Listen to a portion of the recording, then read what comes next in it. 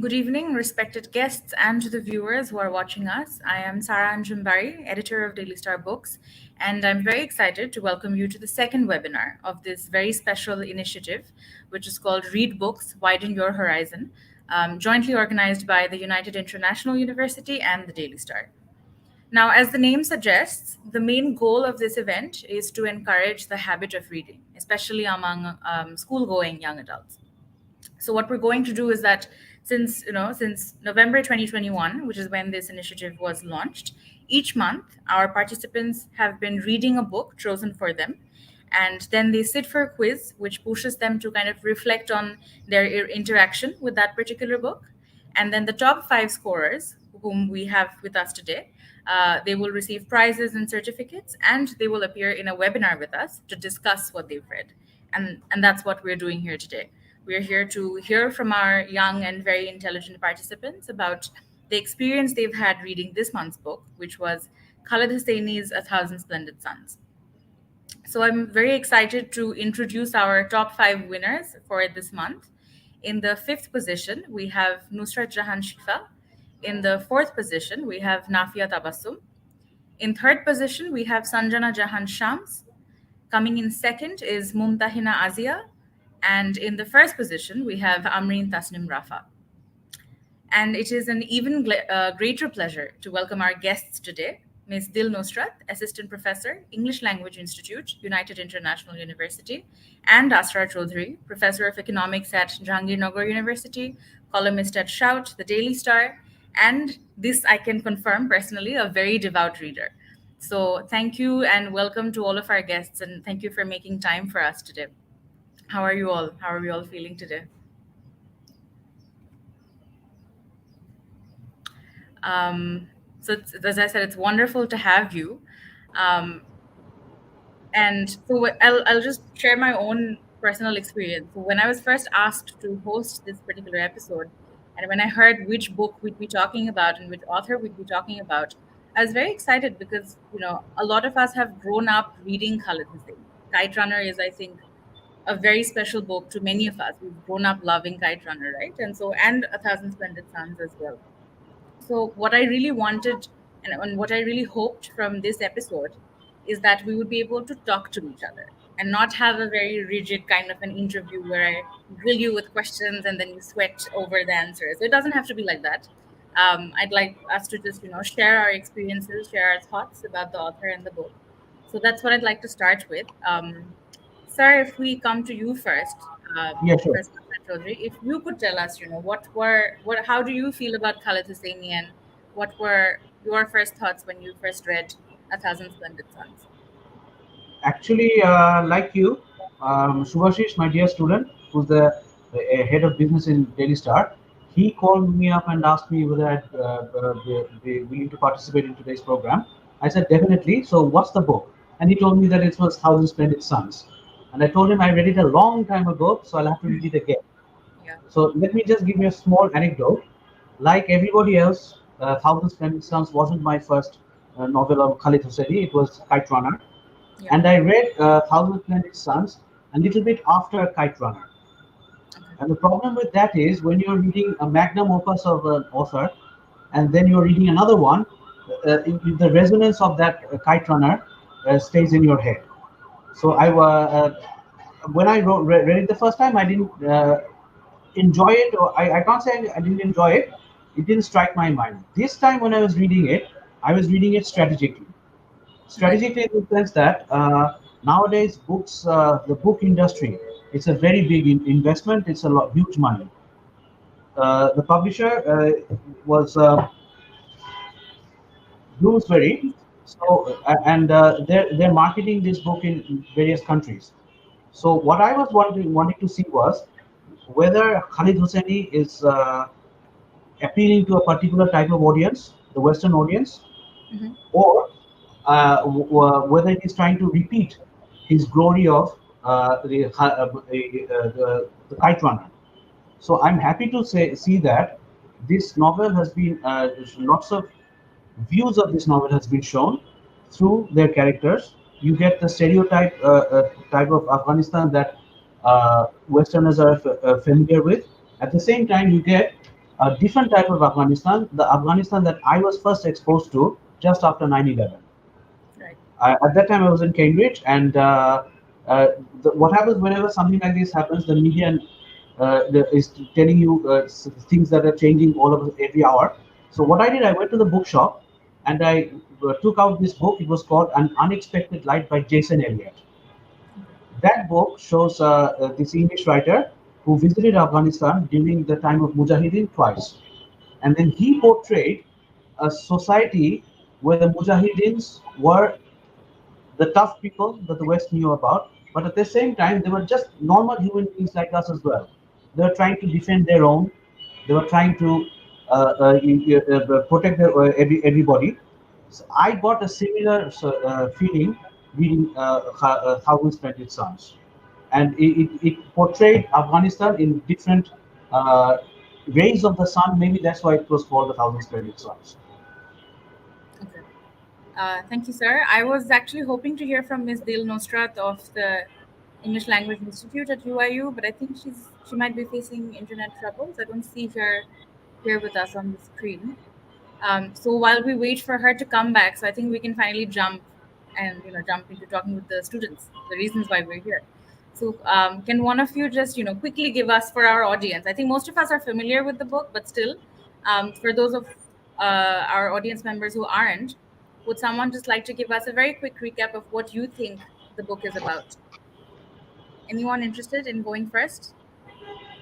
Or Amreen, maybe we can start with you, and then the others can join in. Hey, I think I really love the book. I would like to state that. Like, this is Okay. like, so I think that the book shows the troubles that women in Afghanistan or women under, I guess, oppressed women in general face.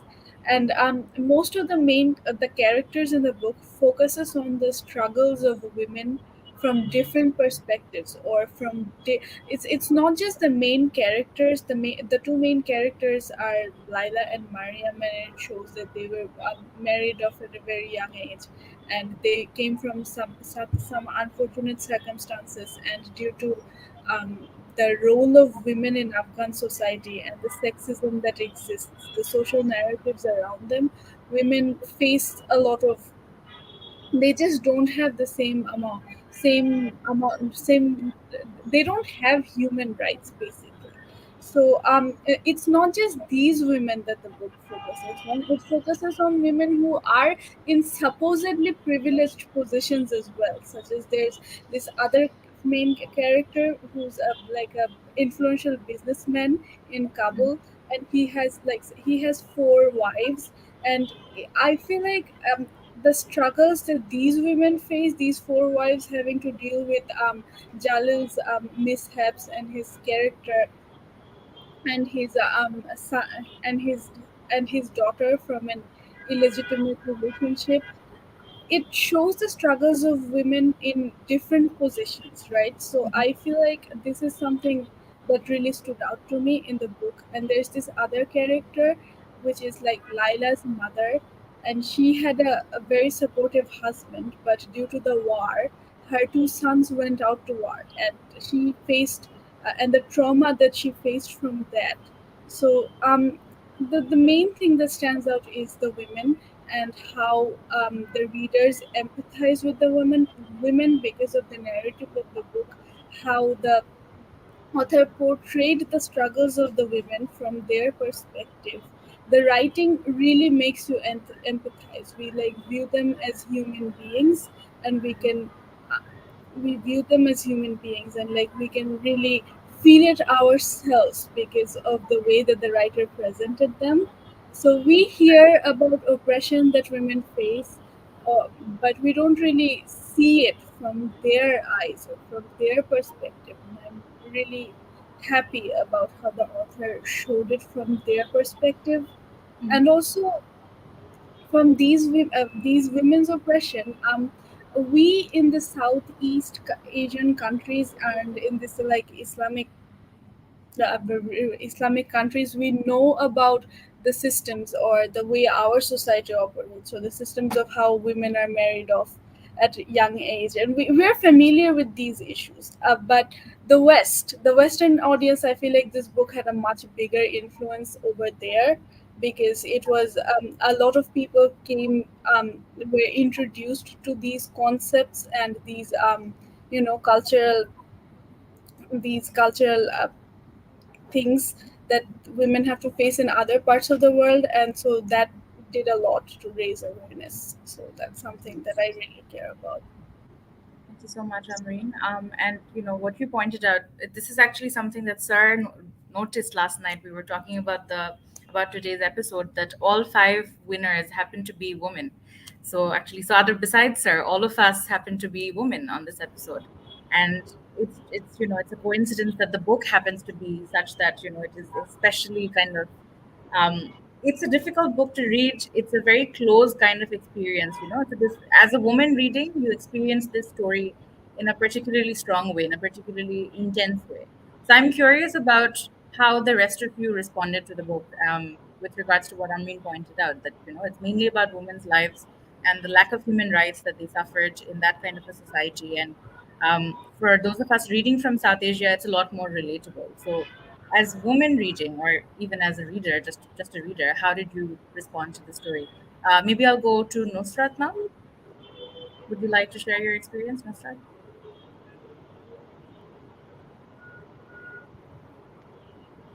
Can you hear me?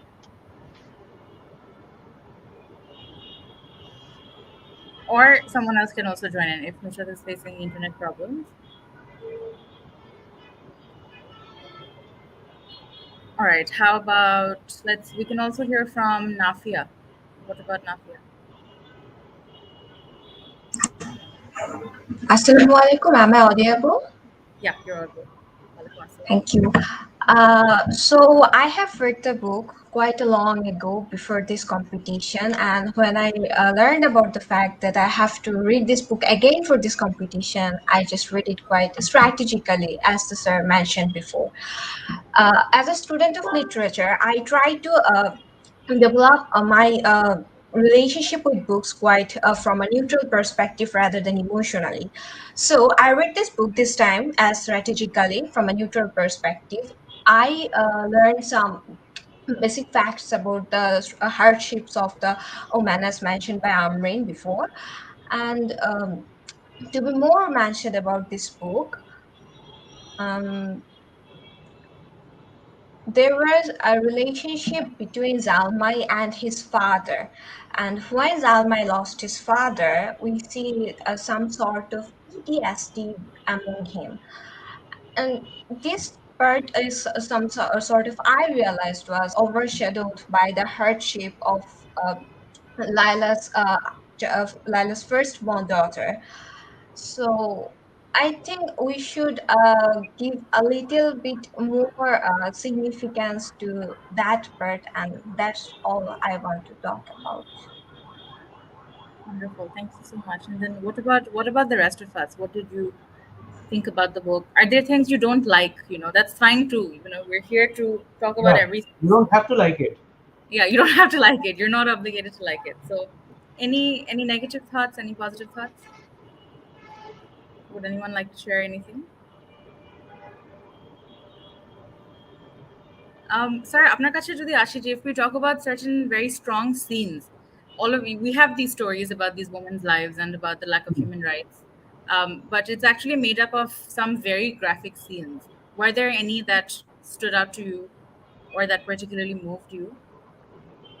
Who did you ask this question? I mean, anyone can join in, but I was asking you, sir. Okay. I would the one that struck me was the friendship between Maryam and Laila. Yeah, First of all, they were enemies because Maryam was quite suspecting her, but as events evolved, their common enemy ended up becoming Rashid. right, And what I found was very graphical: the death of Rashid at the hand of his two wives. right. Yeah, that's a very And that, then all of a sudden, Rashid's gun comes back into the picture, which was, you know, depicted much earlier when Laila during Ramzan, Laila visited Rashid's room and found out some stuff. This was that death of Rashid was very graphical to me. Okay. Anybody else? Anybody else? We're actually here to kind of hear more from the participants. So Yeah, please don't feel shy. Any scenes or any themes that you guys found interesting? Women's rights was one of them. What about some other ideas that really moved you in the book? Anyone? So we've heard from Nafia, we've heard from Amreen. Uh, can we hear from, let's see, Sanjana?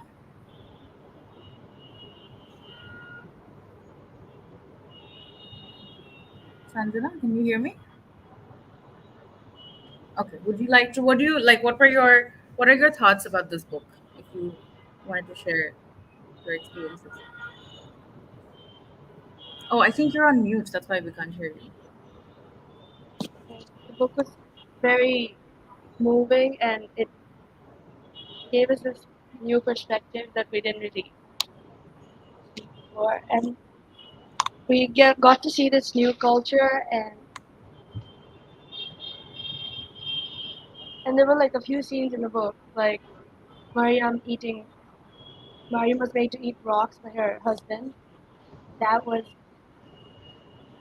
and those and others represented the hardships that women faced in Mhm. those times in that society and that place. And Mariam's courage, it was very commendable, and her strength. At first, and her growth as a character. At first, she wouldn't really stand up for herself, but as in the end, she sacrificed herself for to save Lila and the daughter. So Right. that was very praiseworthy, and I really like Mariam. Okay. Maria. Yeah, I think all of most people who've read the book have a soft corner for Mariam, and the transition she goes through, as you pointed out. You know, she starts out a certain way. She's almost full of jealousy when Lela comes in, right? Um, Yeah, but then she really grows into a different kind of person. and she had to face like a lot of trauma in her life, like Yes. being filled with the crushing guilt that she was the reason her mother died or killed herself, Okay. and her relationship with her father. She thought he wanted her, but then realized that he doesn't really want her, and then got married. So Or is it that his father couldn't want her? true. Because there's a very interesting thing right at the end of the novel regarding Jalil Khan. Okay, so initially we see that Mariam doesn't want to see her father's face when she finds out that she's getting married. Okay, but uh, was it that her father didn't want her, or he couldn't want her? He couldn't want her. Couldn't, Yes. right? Because of the social pressures. Because actually he did want her.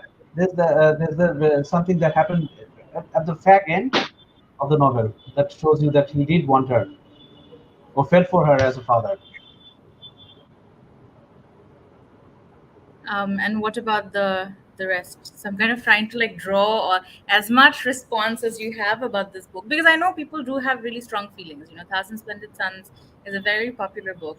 I'm just curious, had you all also read Kite Runner before reading this one, or was it your first time with Khalid Hussein? All right, okay. So which one did you like better out of the two? I think I'd say A Thousand Splendid Suns because that's the one that's been spinning since morning. So right now it's Thousand Right Splendid. now. And for me personally, it's also interesting to see the growth because the growth in Khalid Hosseini's choice of topics. Because we started out, Kite Runner was his debut novel, and you have the story about these two young boys, and most of it is about childhood memories, very traumatic childhood memories. But it's kind of we are experiencing the story as a child narrator, and so for the second book to be so adult in its themes and its plot and so intense, uh, as a reader of Khalid Hosseini, you're almost forced to grow up along with his books, right? That's how, at And least that's how I a very fast-paced novel, that too. Absolutely, it's a very very fast. fast-paced. How long did it take you guys to finish reading it? Just curious. I know you had 1 month, but many of you had already read it before. So was it a slow read for you? Was it a fast read? How did you go about doing it? For me, it was a pretty fast read because one of the things about the book is that it's really addictive. It doesn't matter that the themes are very um, intense or that there's a lot to learn from this book and to think about this book because like the way that the author narrates it, it's mainly very enjoyable.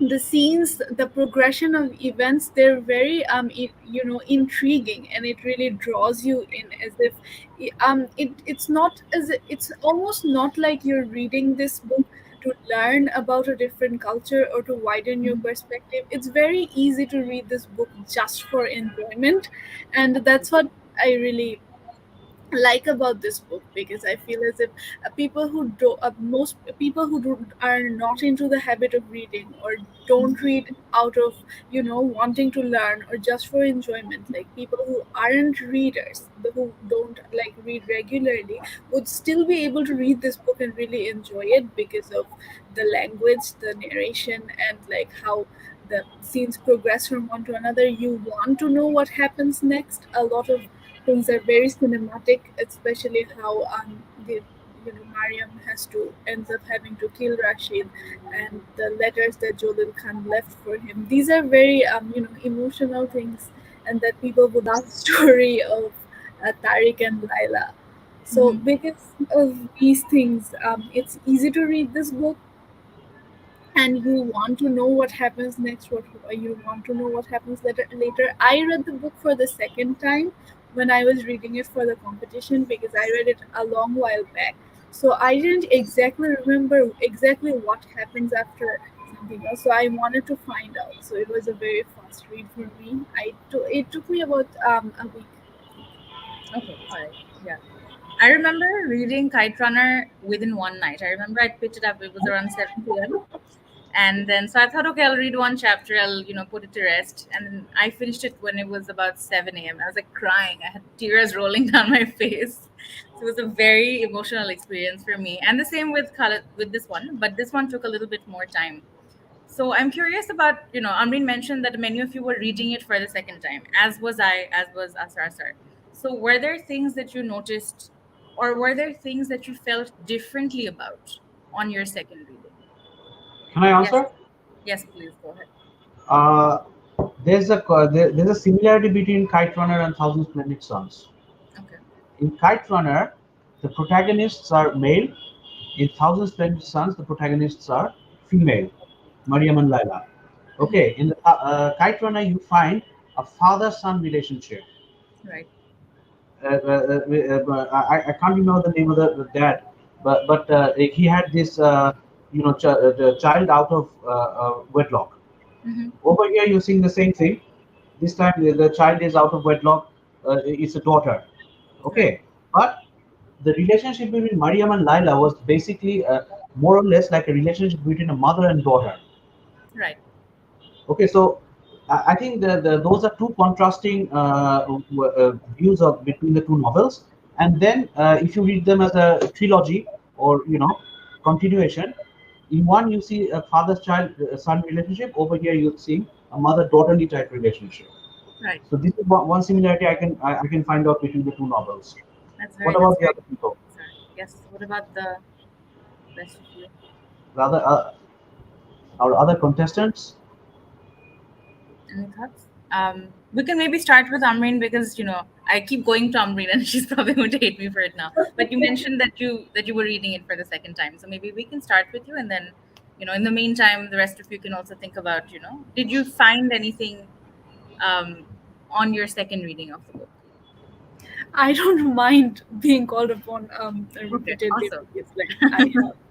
Awesome. Well, whereas I like the book a lot, so I would Okay. I like enjoy talking about it. So one thing that I noticed when I read it for the second time was that, like, I was a lot younger when I read it for the first time, so I didn't think deeply about the characters or the motives behind the characters' actions. So the second time, Nana's character, which is like Mariam's mother, and she's the woman who had her out of wedlock with her employer, right?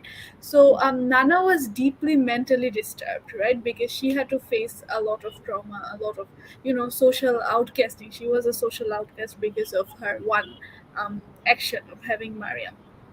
So Nana was a very complex character. She loved Mariam, but she still abused her regularly, and I feel as like she said harsh words to her. She just did a lot of things that really confused me, and there are multiple possibilities behind why she said and did certain things. She would often like say harsh things about Jalil and how Jalil betrayed her to Mariam. But when Jalil came to visit her, we could see that she wanted to please Jalil or wanted to appear better than she was doing in front of Jalil. And there and like how Nana even killed herself when Mariam left her. A lot of her words and her actions showed a deep fear of losing Mariam, or she had a deep fear of Mariam living the life that she couldn't live. Like she had this. It's like she wasn't. She was deeply mentally disturbed, and I just the second time I read it, I mostly focused on that, and I really wanted to figure out and understand what the reasons behind her actions. For the first time, I was just like mostly into the story and what would happen next because I was much younger and I was reading it for the first time. So, like, I Nana's character struck Okay. out to me very vibrantly.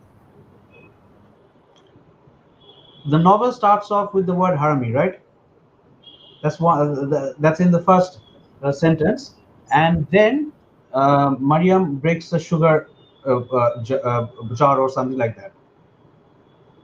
One side of that sugar jar had a dragon, so that actually made Mariam very angry in the sense that the dragon was thought to be a spirit that will ward off evil. Okay, so that's and then Nana got angry with Mariam. But the thing is, I think Nana was overprotective with Mariam, because she didn't want Mariam to have the life that she had to go through.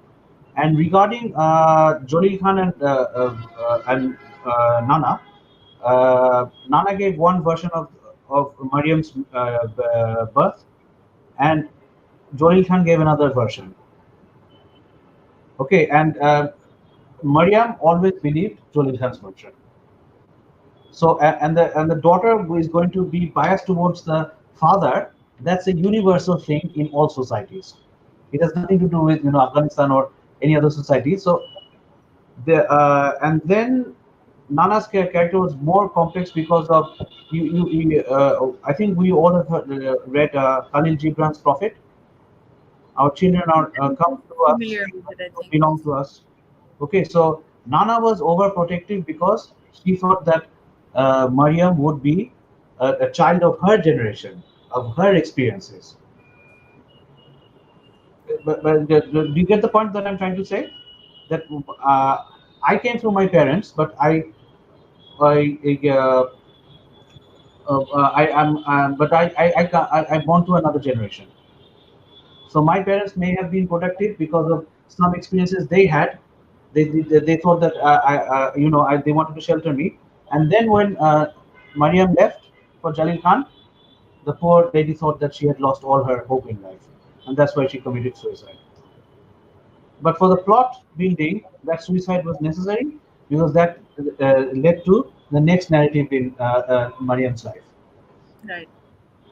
Absolutely. And I also think this book is interesting because it's one of the first books, well, not very first, but one of the first books to come into our kind of public conversation that looked at this very complicated relationship between women. Because as you said, Sergey, Khalid Hussein, I keep saying Khalid Husseini, but I'm trying to say the Kite Runner. In the Kite Runner, it's a friendship between two boys, or it's the father-son relationship. But relationships between mothers and daughters, or sisters, or even sisters-in-law, or even female friends, it tends to be very complicated, right? There are so many layers of emotions at play. Somehow there is a level of competition involved. There is some kind of jealousy involved. There's a lot of affection and solidarity. When jealousy does come in, the hard truth is that it's usually brought in by a patriarchal structure, right? We see that in this book as well. These two women are pitted against each other almost like rivals because of their husband, because of the patriarchal structure of the society that they live in. um, and because of these kind of toxic notions that are at work in the society, women are almost pitted against each other. They're made to, kind of take on really negative roles. And we start off with that in this book, but then we move towards a very, very strong, very delicate kind of friendship between Mariam and Laila. And from there, we've had, from this book, which I managed to bring with me today. From this book till now, we've had so many other great books that kind of take on this kind of storyline. So it's very, I think it's a very poignant experience to be able to read about them. Sir, I wanted to come to you now. I wanted to ask you about the historical context of the novel. Afghanistan has recently come back into conversation because of the Taliban. So, to what extent do you think the book, does or does not do a good job of kind of portraying that history, Portraying which part of history? The Taliban history. the Taliban history? Yeah.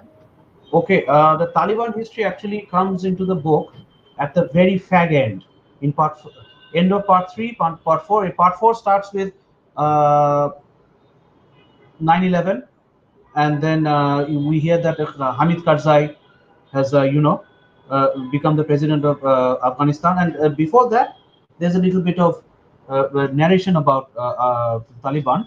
But I think this book is not a historical book because the protagonists are no historical characters. Rather, it's a book that's set within a historical context. That's the way I saw it. Number one. Number two, I've been very fortunate. 2 or 3 semesters ago at Brack University, I came across a group of 4 Afghan students, and unfortunately, it was an online class, so I could never meet them. So one of these students, I'm in touch with her. Her name is Nahid Mushtaq, and surprisingly, her father is an artist.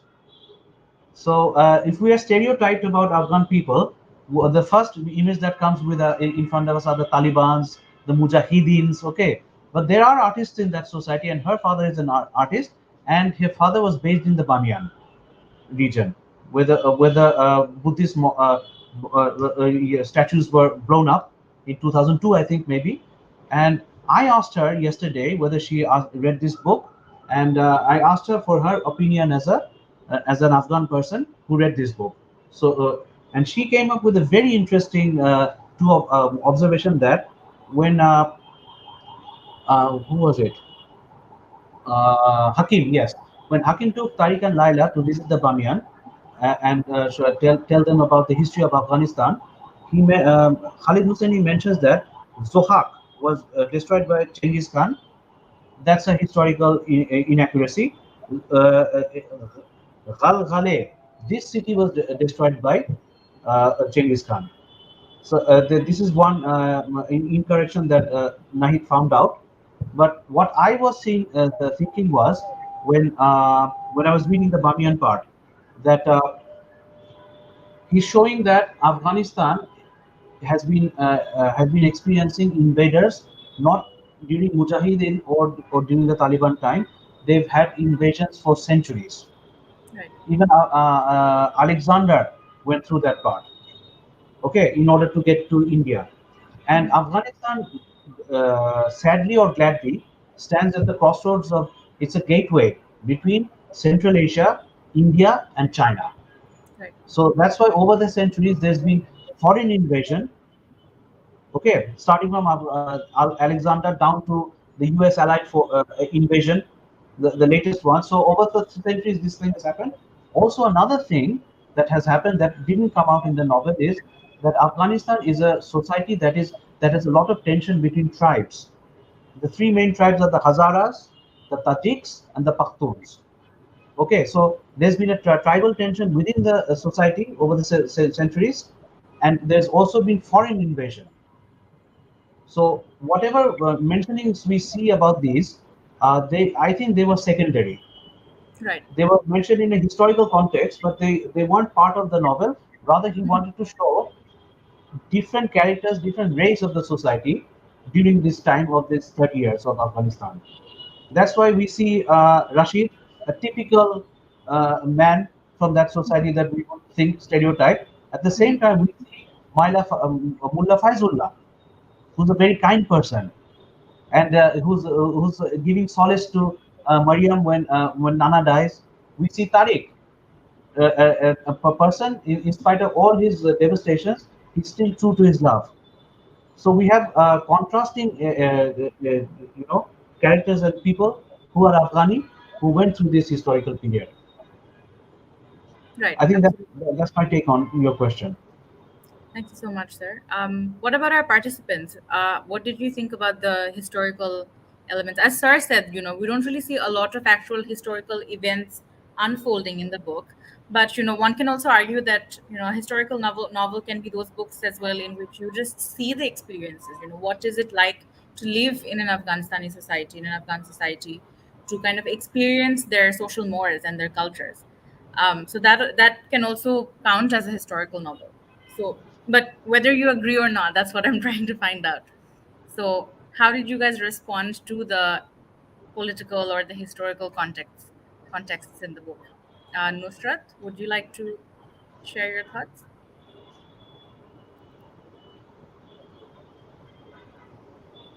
And even if it bored you, it's good for you. Or if you didn't like it, that's totally fine as well.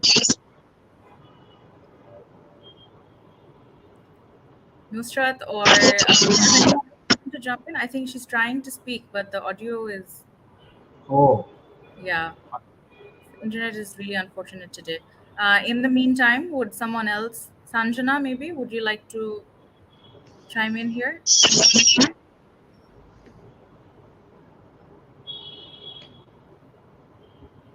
or anyone else whose internet is working fine?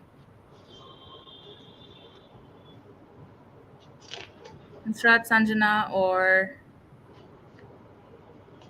even if you didn't like it, or we also have Mumtahina. Heard, sorry, would you like to bring someone up?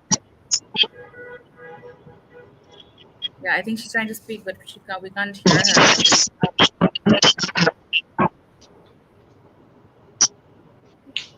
Okay, so we can maybe wait for her internet to sort itself out. Sorry about that. Um, is there an echo to my own when I'm talking? Is there an echo? Oh, okay.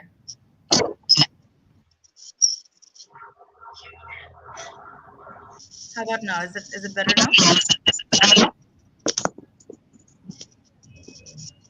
Okay, so what I'm going to do is I'm going to back seat, and this is your chance to kind of rescue this trip. And oh my god, she was really worried. All the comments. So I'm just trying to find out, were there any scenes, were there any parts in the book that really kind of moved you, that stayed with you? If you had to tell a complete stranger about A Thousand Splendid Suns, and you had to get them to read the book, what scene would you talk about?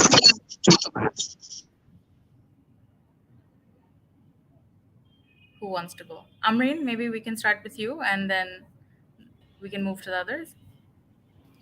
Upper, when you answered the question, you were quite indescribable. So could you please Oh, okay.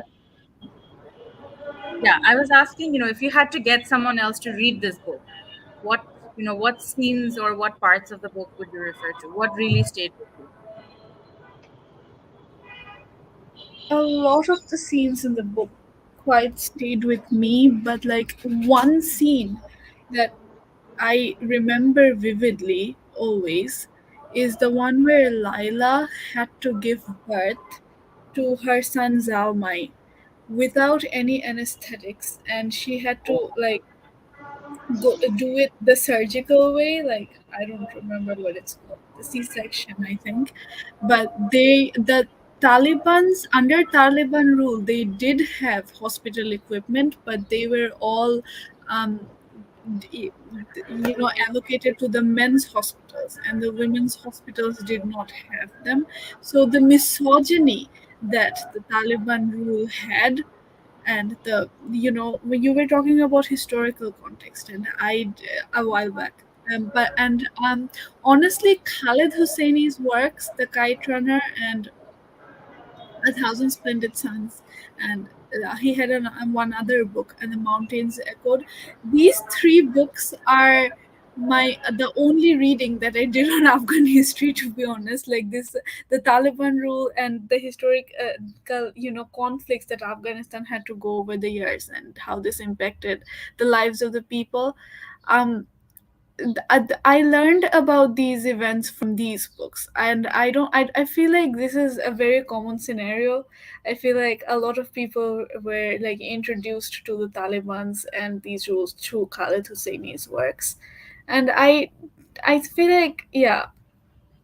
So the one scene of having to deliver a baby without anesthetics, that stayed with me. That I feel like it says a lot. It's very influential, and like it's a small thing, a small scene. It's not a small thing, but like it didn't take up a lot of like time or a lot of space in the book, but it says a lot.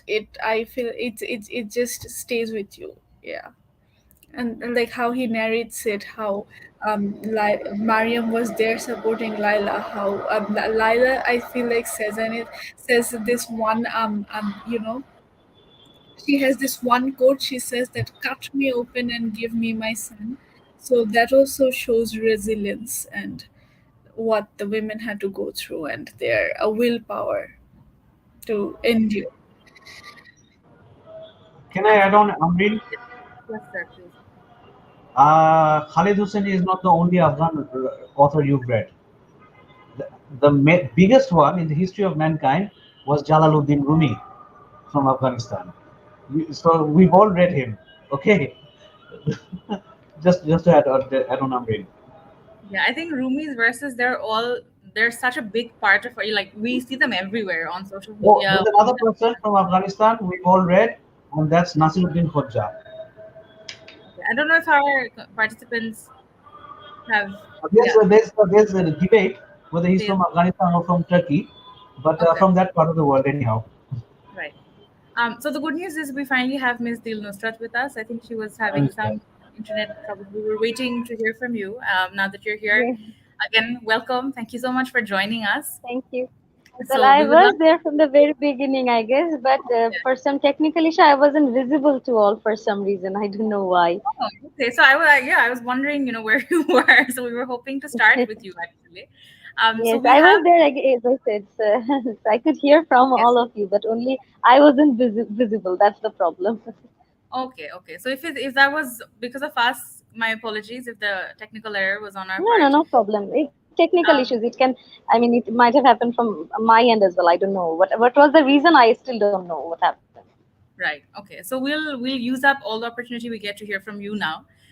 So if you could Okay. please tell us why I think UIU chose the book as well, right? So maybe you could share those Yes. ideas why we decided to work with this book this month. Okay. So the reason why we chose this book, first of all, I mean, uh, all the members who were working on this particular campaign, we were all big fan of Khalid Hosseini and his works. And this is the work in particular that we had in our. I mean, we chose this one because at that time, the issue of Taliban power uprising was taking place. It was in 2021 in the month of November. That is when we decided to go with this book. That and whenever we see Afghanistan, we watch it from the news, we get a different perspective. But when we read the books by Khaled Hosseini, it feels like we can see the real lives of the Afghani people, and they feel so real throughout the whole time. When I read this book, as if the characters were real persons. That is how I felt. And at the end of the day, I feel like it is still a story of loss. Whenever we look at the society, Afghani society, I feel like there is so much pain, there is so much you know uh, pain, loss. It is just it gets reflected in the book. as you read it, you also feel the ache that the characters are facing, feeling, Right. the people might have been feeling over there. So it touches your heart when you read a book like this. You actually feel empathy towards the characters. Yes, definitely. And I think pain is the one word. If someone were to ask me, what you held back or what you took away from the book, pain would be the first word that would come to my mind, and loss and grief, as you said. I think yes, for me, I think the word is lost. So much, I Absolutely. mean, so much potential, yet Right. people are suffering, people are struggling. These are the people who are actually hoping for a regular life, a normal life. They feel the pain, they feel love, but at the same time, because of the political turmoil, regime change, and everything, every time, every now and then, they have to rebuild their life because of the issues that they're facing in their country. Right. Absolutely. My next question would actually be also to Ms. Dilnusrat and to Asra, sir, if you want to join in afterwards. Do you think this is a good book to be taught in classrooms? And if so, why? Nusrat ma'am, maybe we can start with you and then sir Okay. can join in afterwards. It depends on the demography. I mean, to whom are we teaching, perhaps, who can understand? Because this book has so many layers. If we are talking about young children, I think that won't be suitable for them. But if we are talking about, late teen or students who are in their early 20s, I think they will be able to relate to the book and the contents of it. Okay. Sir, do you have any thoughts? Okay. So I teach economics, so I don't know whether I would be able to refer Khalid Husseini to my students. But this is definitely a book that everybody should be reading because it shows you lots of layers, like Madam said, and also it shows various types of characters in a society.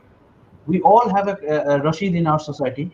If we just look around, we find somebody we know who resembles Rashid. We have a Tariq in the society. We have a Laila Maryam in the society. We have a Mullah Faizullah, one of our dear teachers from our childhood, who we used to fall upon for any kind of solace. So, from that point of view, the Afghan society is very much the society of anywhere in the subcontinent. In South Asia, all societies that we're familiar with. All these characters you think about, you'll find them in your real life. At the same time, we also see these characters and their experiences in the historical context. Because we're seeing that the Soviet Union, the Mujahideens are leaving, then come the Taliban, okay, and how the society copes with all these things. So in that point of view, yes, we should definitely be reading something like this. Okay, thank you so much, sir. So we've talked about, the historical context. We've talked about the women's relationships and the romantic relationships in the book. We have just over 10 minutes left. I would, we've all been referring to his writing, Khalid Hosseini's writing, that he's a good storyteller. We're invested in the characters. So I'd like to talk about the writing itself now, for a few minutes. Nusrat ma'am, again, if we could start with you because you're an assistant professor at the, your background is language. So, what is it about Khaled Hosseini's way of writing? What is it about his writing that stays with us? I think his storytelling nature, the way he portrays the characters, as I said it earlier, that it feels like as if they're real.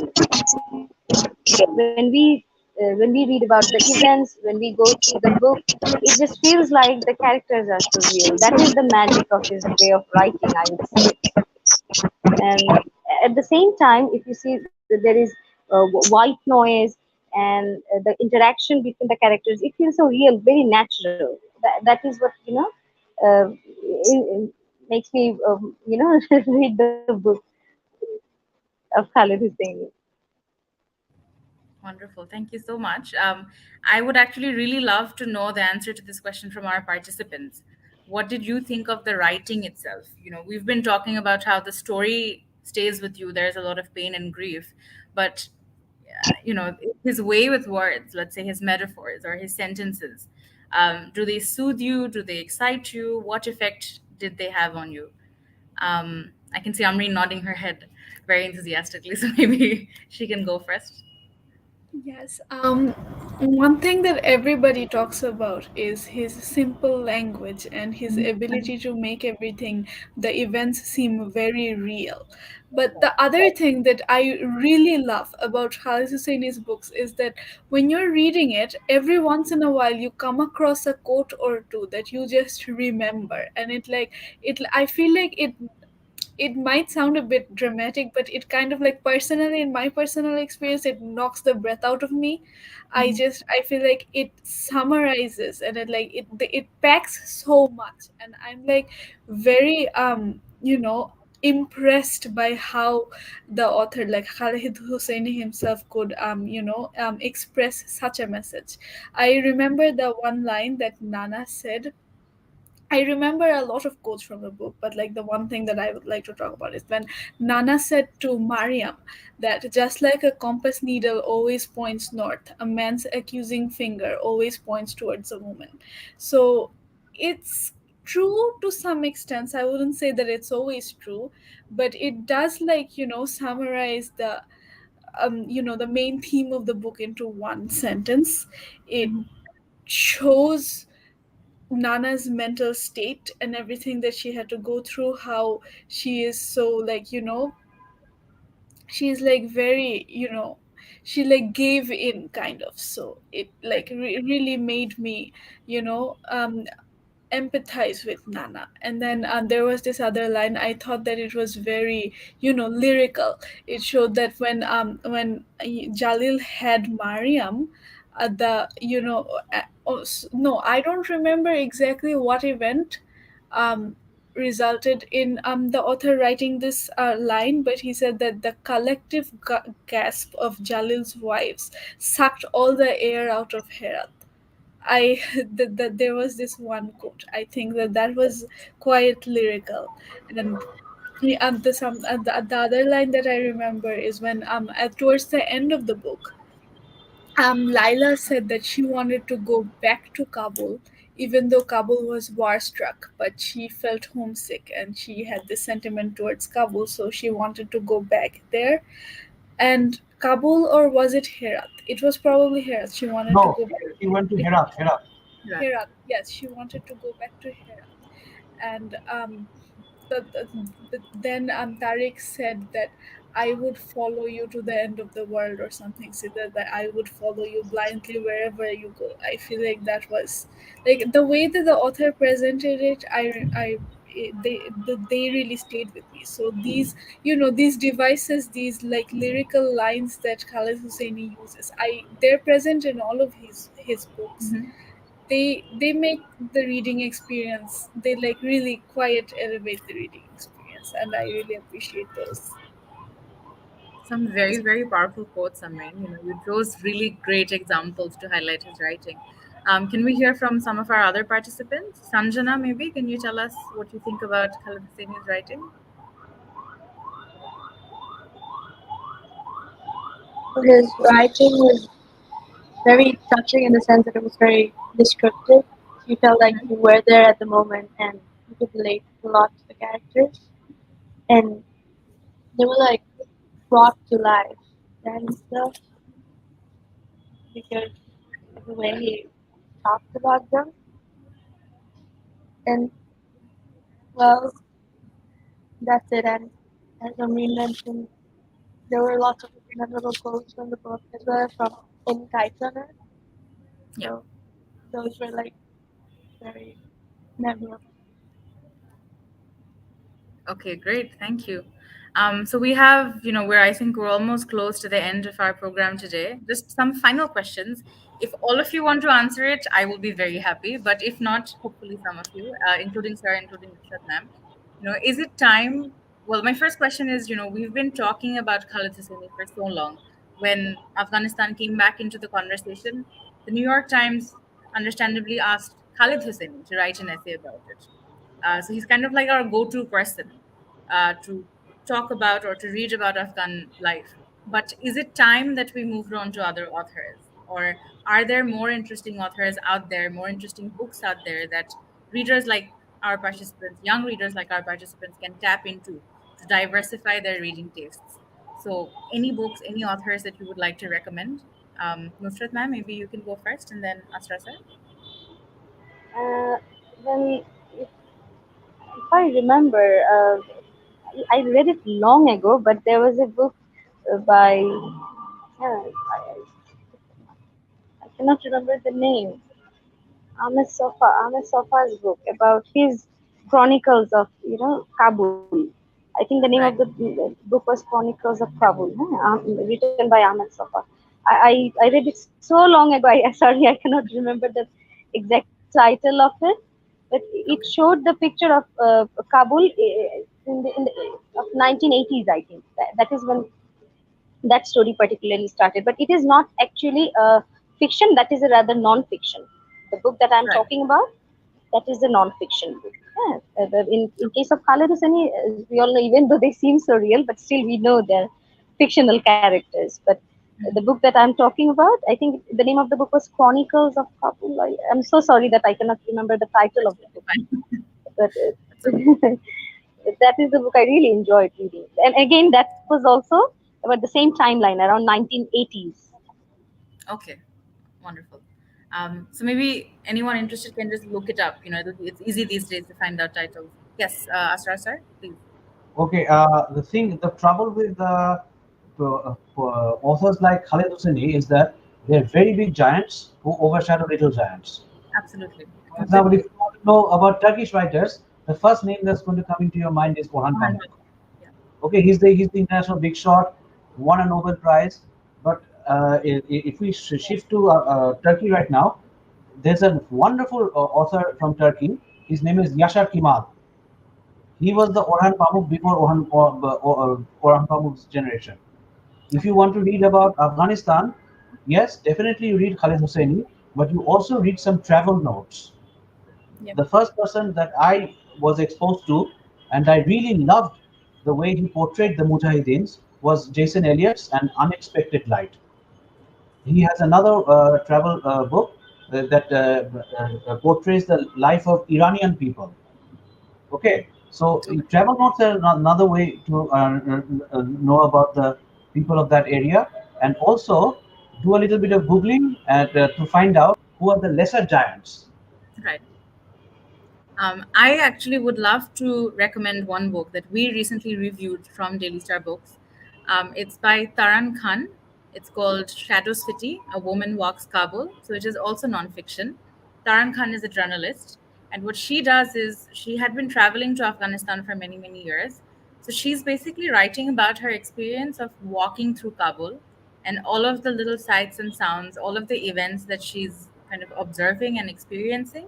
Some of them are beautiful, some are touristy, but others are also fraught with a lot of complications and with the political realities of the space. So it's a very interesting book. We actually reviewed it.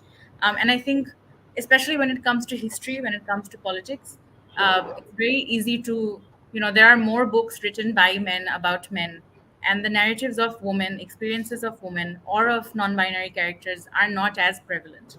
So the more we read, and as Sar said, the non giant authors, non great authors. So the more we tap into the less iconic characters, I think the more interesting we can get with our reading practices, right? So we're left with just 2 minutes. I would just like to thank all our five participants. I'd like to thank our two guests for making time for today, for actually for reading this book, for talking about it. And as you know, you can read about it on Shout on the Daily Star. The article will be up soon. So if you want to find out more about this initiative, about this monthly reading contest that we're having, you can find out about it. And I hope you'll be able to participate. And I hope you keep on reading books because that's my job here. It's my job to try and get people to read books. So I hope you will. Any last words from our guests, Asra sir, Nusrat ma'am?